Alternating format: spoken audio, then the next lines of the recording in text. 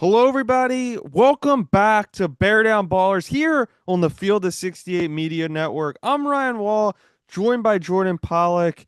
And Jordan, Arizona didn't face a great opponent, but they still picked up a big victory, a 37-point victory against Norfolk State this past Saturday. We'll get into that and we'll preview their game this Saturday against Auburn, who's a top 25 team this season. But first, how are you doing today? I'm doing well. I'm doing well. I'm in the Midwest through the snowstorm that's happened the last few days, so it's been super cold and super white everywhere.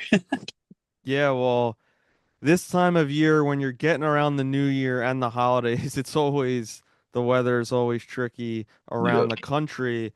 But getting into Arizona's last win, like I said, they beat Norfolk State by 37 points, their largest victory of the season, actually. And the guy I wanted to start with in this game because he was terrific from start to finish and statistically had his highest scoring game of the year and maybe was his best performance, and that is Mo Krivas, 20.7 for 8 from the field, 9 rebounds, 2 blocks, just was excellent on offense and defense. What'd you think of his performance?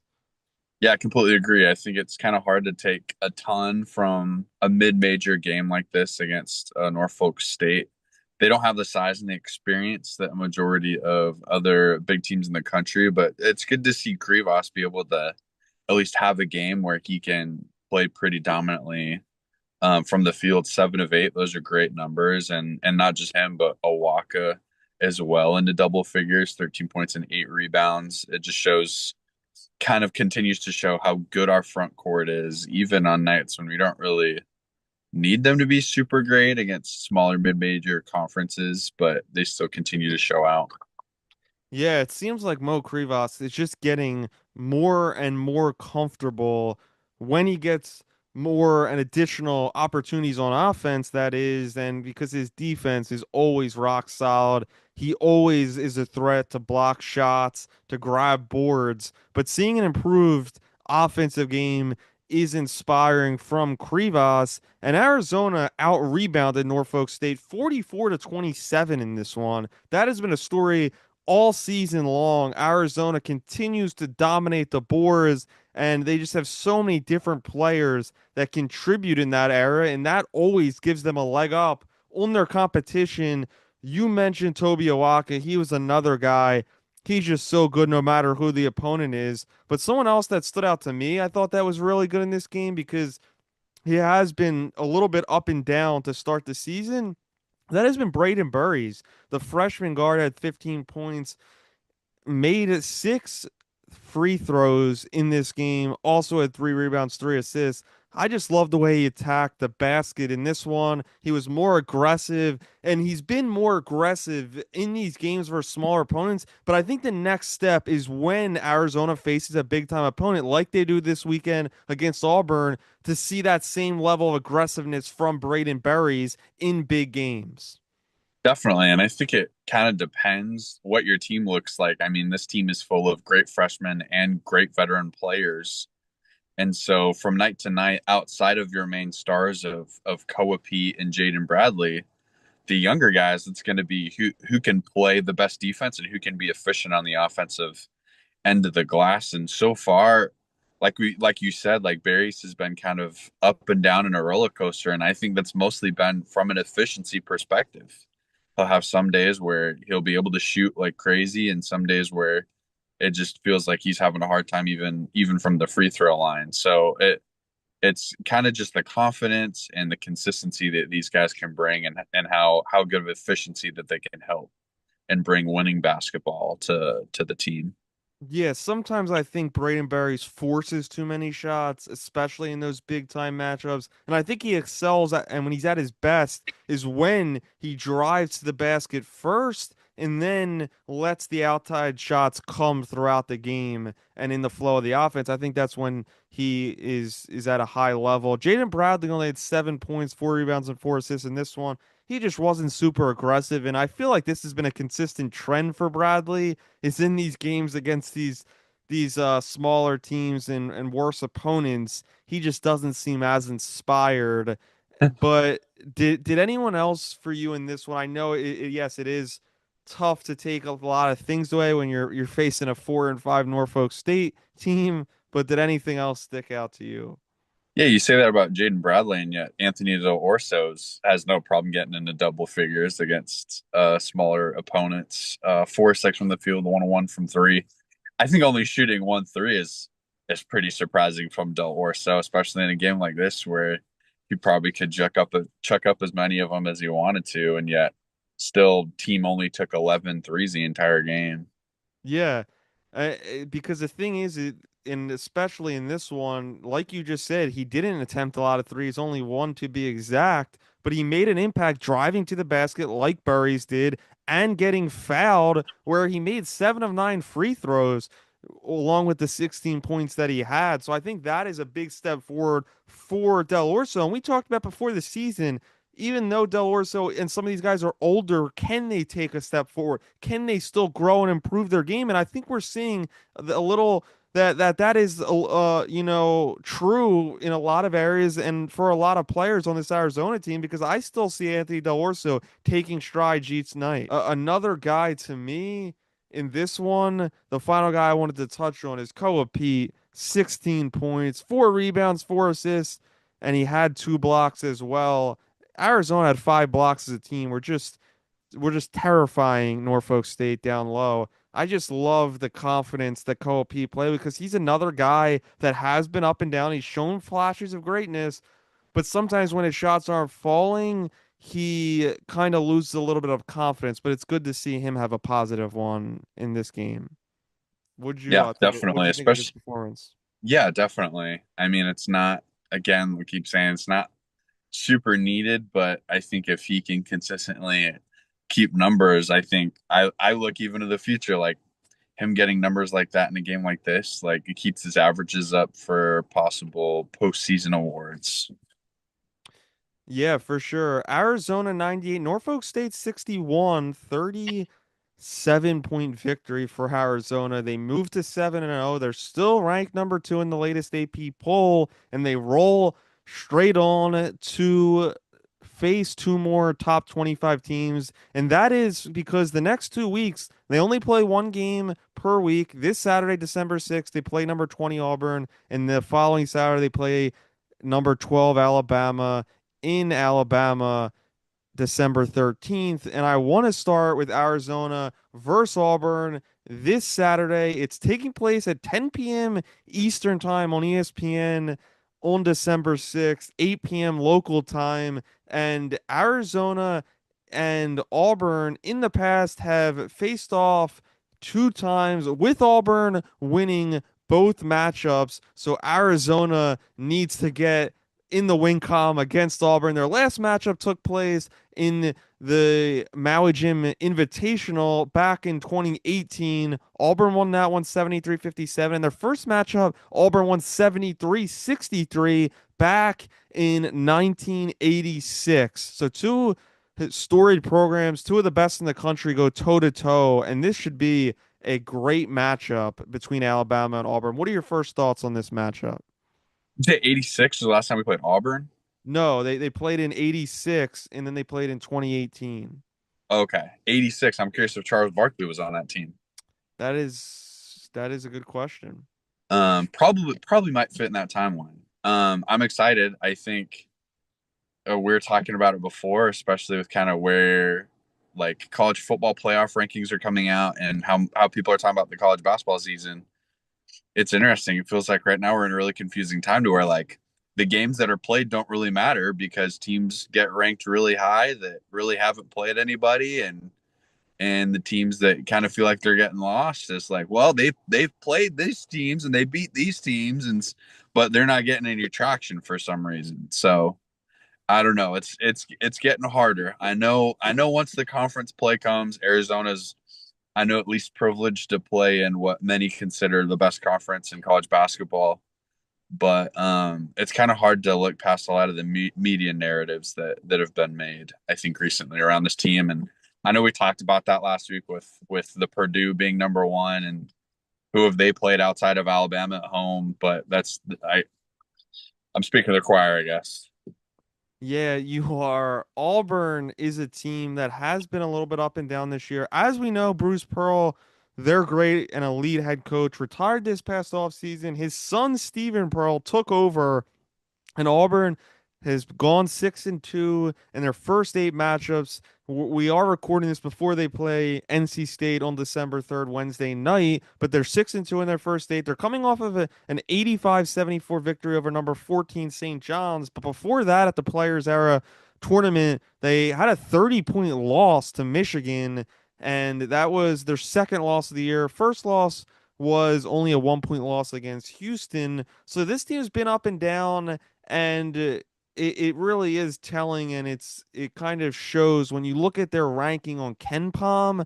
They're ranked 21, which isn't horrible, but they have the 71st best defensive rating at 101.5, whereas Arizona is ranked number 6, and they have the eighth best offensive rating and the 11th best defensive rating. So more even for Arizona, and a big gap there on the defensive side for Auburn. They have three players averaging double figures. Keyshawn Hall leading the way with Tahad Pettiford, an elite guard. I think this match is going to be close, and I really think this has the potential to be an exciting game. But I just think that Arizona has they have the better, I think, starting five, and I think they have more upside, and they've proven it more against top teams this year with all their victories over top 25 teams. Yeah, I agree, and especially like you said with the coaching change with Auburn. They are coming off of a Final Four run, but they had a lot of upperclassmen that they lost last year, and so this is kind of a completely different team. You mentioned Keyshawn Hall; he's a rebound short of averaging a double double with 20 and almost 10 rebounds. It's his fourth school in 4 years, so he's one of the upperclassmen. He's having a great year. He's even shooting from 40% from the 3-point line, though he is around 6'7" for his position, so plays like that 3 to 4 mix. So I think it'll be interesting. I expect Karchenkov to be probably the main defender, taking him on, and may even switch on with Koapita a little bit.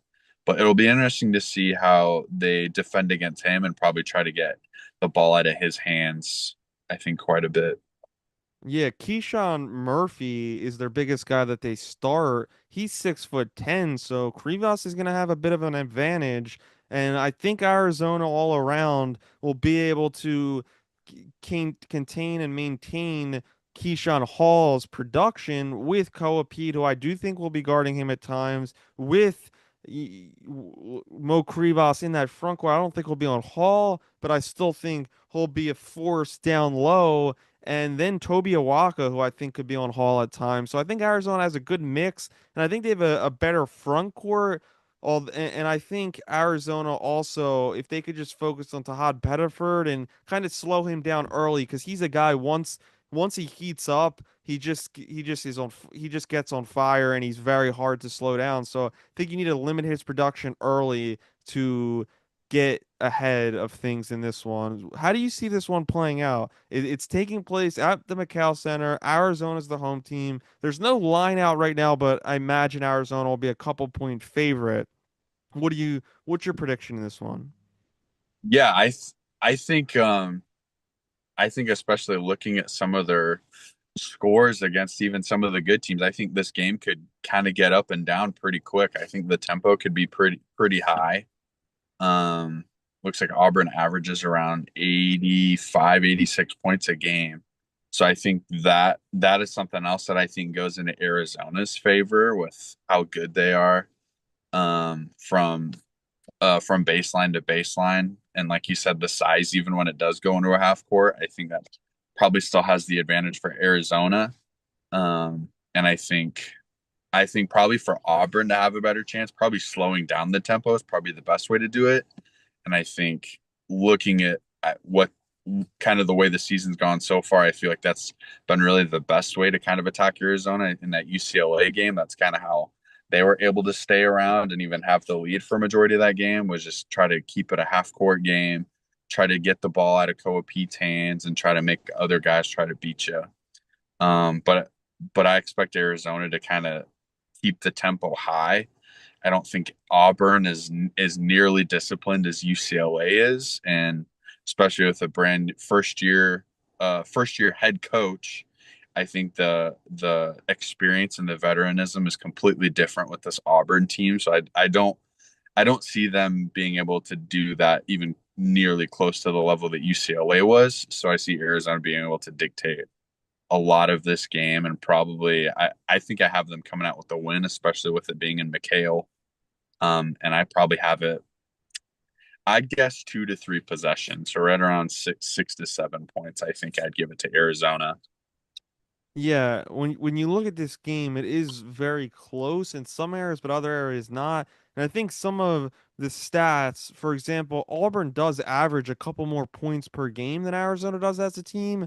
But to me, that's just inflated because the first three games of the season, or even four out of the first five, when Auburn was playing lesser competition, they scored 93 plus in each one. They had a game over 100 points. So that kind of kind of makes that fluctuate. And when they've played top teams, when they played Houston, they only scored 72 points. When they played Oregon, who's not even a ranked team, and they've struggled a lot this year, they only scored 84 points, only scored 72 against Michigan and 85 against St. John's.